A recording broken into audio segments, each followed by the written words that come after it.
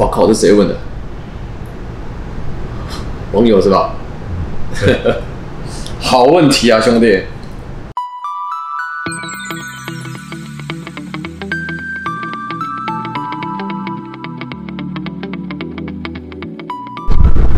Hello， 欢迎来到中古车大揭秘。今天呢，我没有要去买车，我也没有要去卖车，单纯回答一些之前网络上观众很常问我的一些问题。那我这边有总结几个问题：一，为什么会从事这个行业是吗？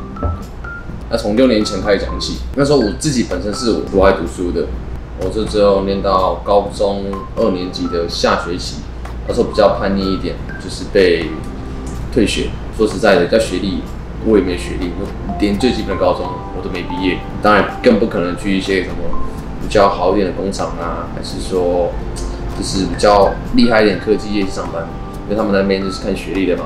那时候我就是为了不让家人担心，就是怕家人会觉得说，我现在没有读书了，整天会不会去外面游手好闲，或者是跟一些坏朋友出去什么打混摸鱼啊，就跑去我们当地，因为那时候我是在乡下嘛。然后有一家卖车的车行，在那边当洗车工。那时候我17岁进去的吧，印象中那时候我一天的平均洗车的量不少台至少有4到5台。那时候奇怪，为什么做车行的，为什么那么多车要洗？基本上都是洗卖掉的车子，就是可能业务卖销售出去的车辆，然后我们就负责帮忙这个业务洗车嘛。那时候我就觉得，哇，每天都要洗3台4台，好一点可能洗到7台，那都是有可能的。那时候我就好奇去问他们业务，那个哥，我想请问一下，像你们这样子每个月你这样都平均可以卖几台车？然后说他平均可以卖到4台5台。然后我就觉得，我感觉一个月这样可以卖4台5台，那收入应该不错哦。我就问他说，那你这样平均一个月这样4台5台啊，你可以领到多少钱？他顺便告知他领的收入是比我还多啦，他说我领2万多，他领到收入是8万多到9万。那时候我心里想，他年纪也才大我5岁而已，那我应该可以尝试看看这个行业。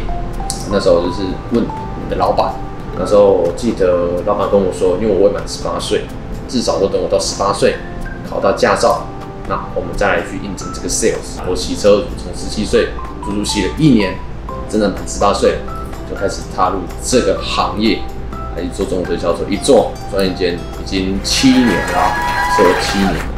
时间过得蛮快的，这就是我为什么会从事卖车的原因点。OK， 做业务失去热忱怎么办？失去热忱对我解读来讲，失去热忱，我个人觉得应该是业务的瓶颈期，还有业务的倦怠期。因为这2个问题点，你们才会对业务失去了这个热忱。我先讲前者好了。假设说你今天是因为遇到了瓶颈期，而对这个行业你失去热忱。我来跟你讲解一下什么是瓶颈。一般你做业务啊，它收入本身就是没有说像一般上班族这么的固定。可能这个月你好一点，你可以领到8万甚至10万，可能下个月你可能只有领到2万甚至1万。那当然，这个落差这么大的情况下，我相信一般人都会有他的失落感。当然，失落感一来的情况下，就俗称的瓶颈期。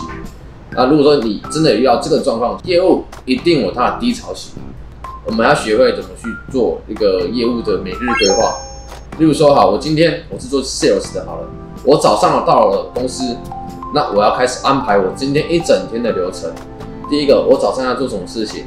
那我中午、下午甚至晚上，还有睡前，我把我一整天的流程我先安排出来。你会发现，你每一天都过得非常充实。即便你今天你没有赚到钱也好，你还是觉得我一整天下来，我都是过得蛮充实的。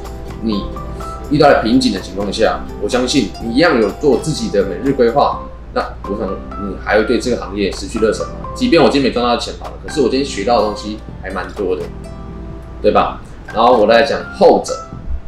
假设说你今天是因为你做了2年、3年甚至5年好了，你做了那么久，产生了职业倦怠。我每个月我的收入都是平平的，可能5万啊，或是好一点5万多一点点，多了个几千块，每一个月都是这样领。长时间下来，你一定会对这个行业产生一个东西叫做疲乏。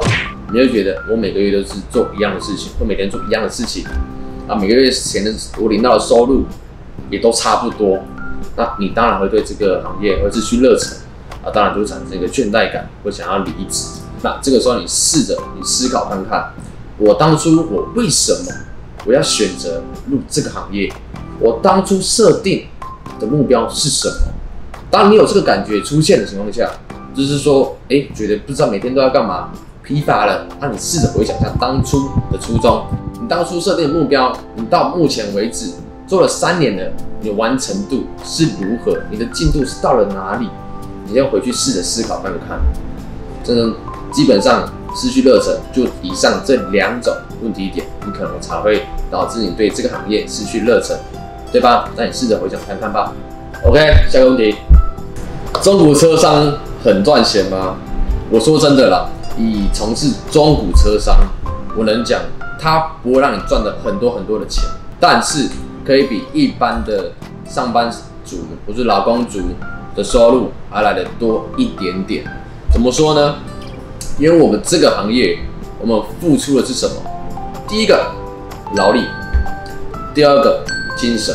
当然，以上这2个跟你们一般劳工，或是一般的工厂性质还是科技业，我相信2者都是具备有的。但是我们这个行业多了一项东西，叫做投资风险。因为每一台车子，我们都是拿钱出来去压这个成本，对吧？去赚这些钱的。你们只看到说，阿驰那一台车可以赚5万、7万，甚至10万。可是你们有没有想过说，我们在赔钱的时候，我们是不是也会赔到这么多？对不对？像我之前有拍个视频，那时候视频是一台 N3好了，说我们整理需要花多少钱销售出去。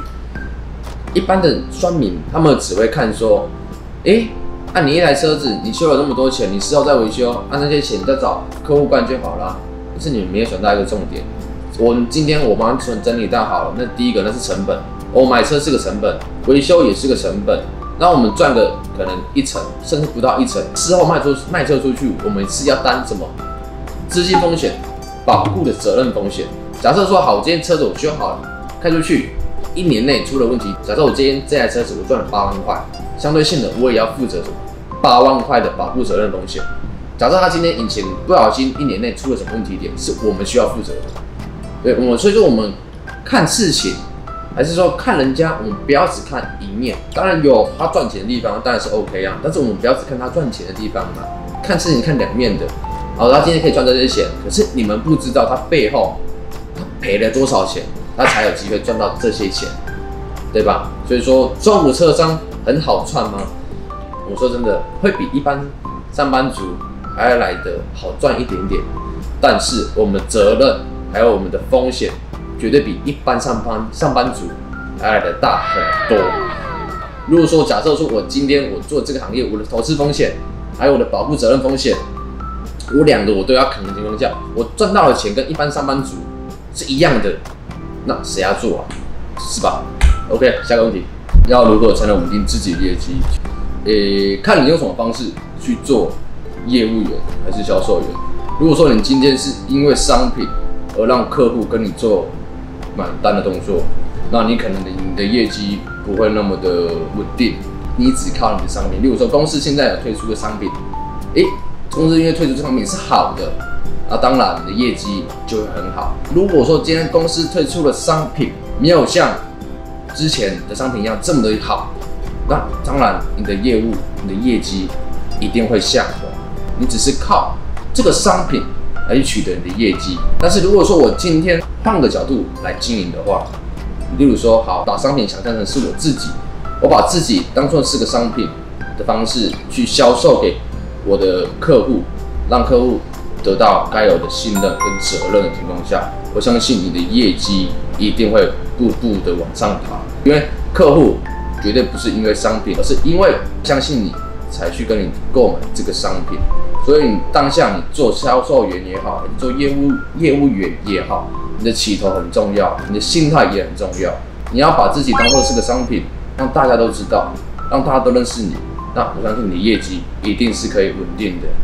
如果说你今天你把你的方法用在我要怎么样把我的商品讲得很漂亮，用尽所有的话术，当下客户会被你吸引到，因为你的口才一流。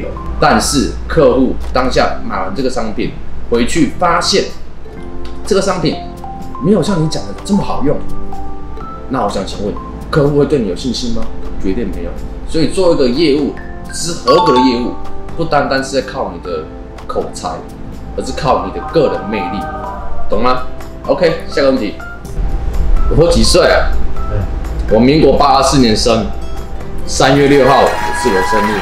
讲了几岁？自己算。下个问题，我结婚了，我老婆很漂亮，我还有2个小孩子啊，都是儿子。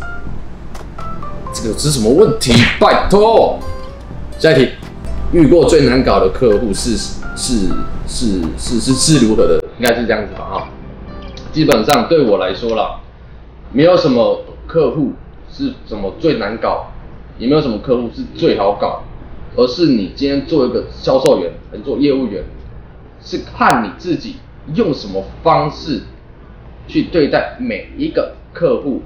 这个客户对你来讲也是非常难搞的，可是对其他销售员来讲就是个很好咖的客户。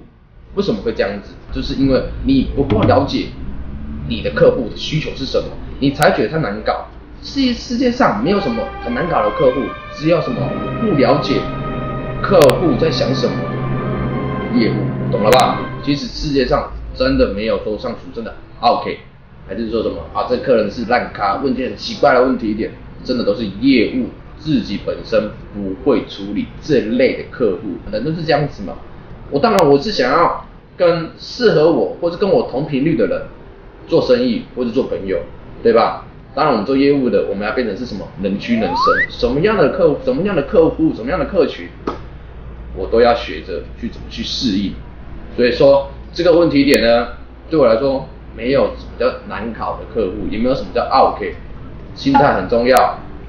OK， 以上就是我们总结出来的7个问题点。当然，网友上面问我问题，一定是超过这7个啦。我们今天是总结说看重复的问题嘛，我就是讲解给大家听。